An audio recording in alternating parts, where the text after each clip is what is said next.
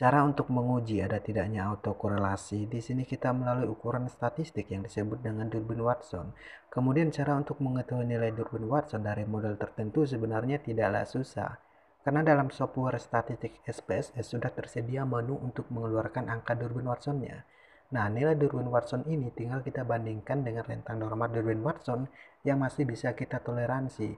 Kemudian ada uji lain yang tersedia. Selain Durbin Watson, kita bisa menggunakan uji Breuer-Godfrey. Cuman uji Breuer-Godfrey ini hanya tersedia di software Evius. Nah, selain cara yang telah saya sebutkan barusan, ada juga cara yang lebih sederhana untuk mendeteksi apakah terdapat autokorelasi atau tidak. Nah, cara ini adalah menggunakan dengan melihat nilai grafik plot error atau residual.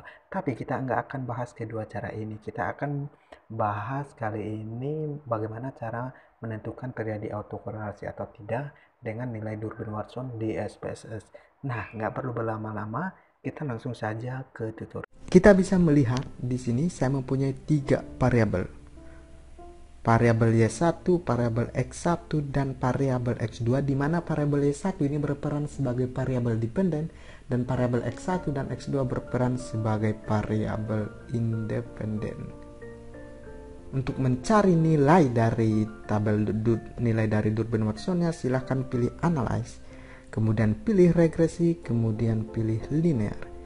Kemudian di kotak variabel dependen silakan masukin variabel Y1, kemudian di kotak variabel independen silakan masukin variabel X1 dan X2. Kemudian di menu statistik silahkan kalian centang Durbin Watson, kemudian pilih continue dan kemudian pilih OK. Dan di sini kita sudah mendapatkan angka dari Durbin Watson. Kita bisa melihat di sini angkanya 1,843. Kemudian kita akan membandingkan dengan nilai batas atas dan nilai batas bawahnya. Tapi di sini saya akan membandingkannya dengan nilai batas atas. Kalau mau membandingkan dengan nilai batas bawah itu juga nggak masalah.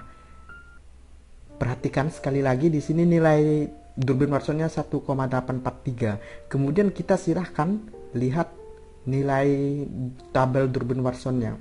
Di sini saya menggunakan alfanya yang sama dengan 5%, signifikannya itu sama dengan 5%. Nah, ini maksudnya gimana? Ini yang untuk N, yang untuk kolom N itu menunjukkan berapa banyak jumlah sampel yang ada di dalam model persamaan regresi.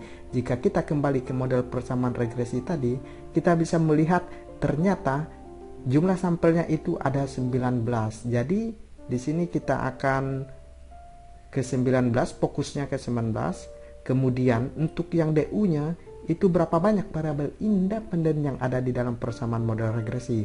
Kita bisa lihat di sini variabel independennya itu ada 2. Otomatis kita akan mencari yang untuk jumlah sampelnya 19 dengan DU-nya sama dengan 2. Oke, ini jumlah sampelnya 19 di mana DU-nya sama dengan 2. Oke, ini dia nilainya yang 1,535. Oke. Kemudian setelah itu kita akan membandingkan. Jika kita kembali ke dasar pengambilan keputusan, di sini kita memperoleh bahwa nilai Durbin Watsonnya itu terletak antara DU dan 4 dikurang DU. Karena nilai Durbin Watsonnya kan lebih besar dari DU, di mana nilai Durbin Watsonnya itu 1,843. Kemudian kalau kita bandingkan dengan nilai DU-nya itu 1,53. Itu artinya nilainya lebih besar dari nilai DU dan nilainya itu kurang dari 4 dikurang DU. Kesimpulannya apa? Kesimpulannya tidak terjadi gejala autokorelasi. Mudah-mudahan kalian mengerti. Sampai di sini saja tutorial untuk hari ini. Semoga tutorial ini bermanfaat untuk kedepannya. Terima kasih.